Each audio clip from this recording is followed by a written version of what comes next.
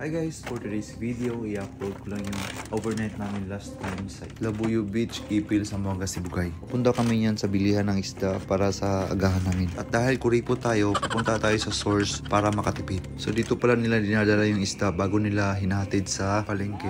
Kaya sure talaga na presko pa yung mga isda. Nakikita mo naman, di ba?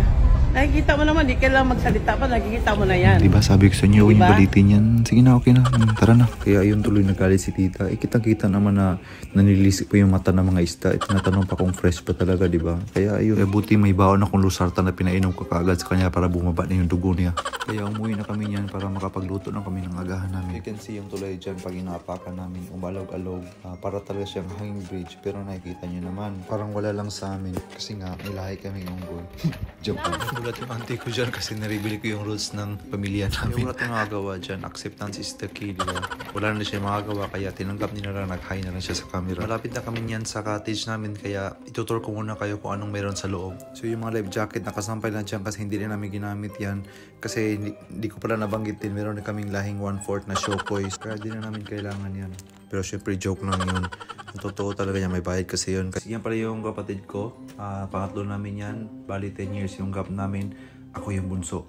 Yan naman yung pamangkin ko. And pangalawa yan sa pinakagwapo mo pamangkin kasi yung pinakagwapo andyan o nakaupo parang kaya na lang humusga. Guys, dahil pamilya kami ng mga senyorito at mga senyorita, hindi pwedeng mawala yung kapatid ko na yan sa mga handaan at sa mga outing. Kasi siya yung chef ng pamilya namin. Today's menu pala is tatawagin kong Seafood Island kasi pinaghalo-halo siyang seafood na pinalibutan ng sabaw. Grabe. Naisip ko yan. Yan talaga yung role ko sa pamilyang to. Taga-imbento lang ng pangalan. So sa part na to, gusto ko talaga ng ipakita na ako sana yung nagluluto. Pero alam na mga kaibigan at pamilya ko yun na hindi talaga marunong magluto. Kaya naisip ko, huwag na lang, baka mabash pa.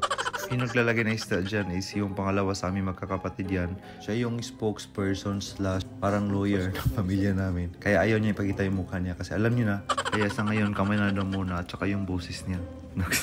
Isa. O diba boses pa lang. Patapang na. Paano na kayong mukha? Yung panganay namin dyan hindi nakasama kasi medyo malayo yung bahay nila. Kaya shout out kay Kuya Bibin. Ilabas mo na naman yung tinatago natin dyan. Yung tabirak, yung binignit. Ulam reveal in 3, 2, 1. Pak, lame. Okay, zoom in konti. And then, yan, zoom out. So guys, as you can see, hindi lang masarap yung alimango at isda, kundi aesthetic pa kasi napakaganda ng kulay. At saka kitang-kita mo yung freshness talaga, diba? Plating pa ako dyan. Pero wala talaga, hindi talaga kayang takpan yung lagayan namin na palanggana. O idagdag na ba yung mga plato namin na sari-sari. Kaya yung mantel namin, oh my goodness, wala kayong makikita ng ganyang mantel kahit saan. So at this point, hindi na ako mag-voice over para marinig yung sarap ng kain ko talaga. Naks.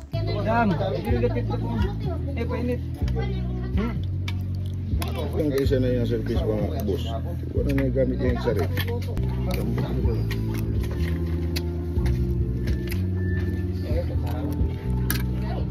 So yun lang muna guys. Thank you for watching. Until my next vlog. Bye!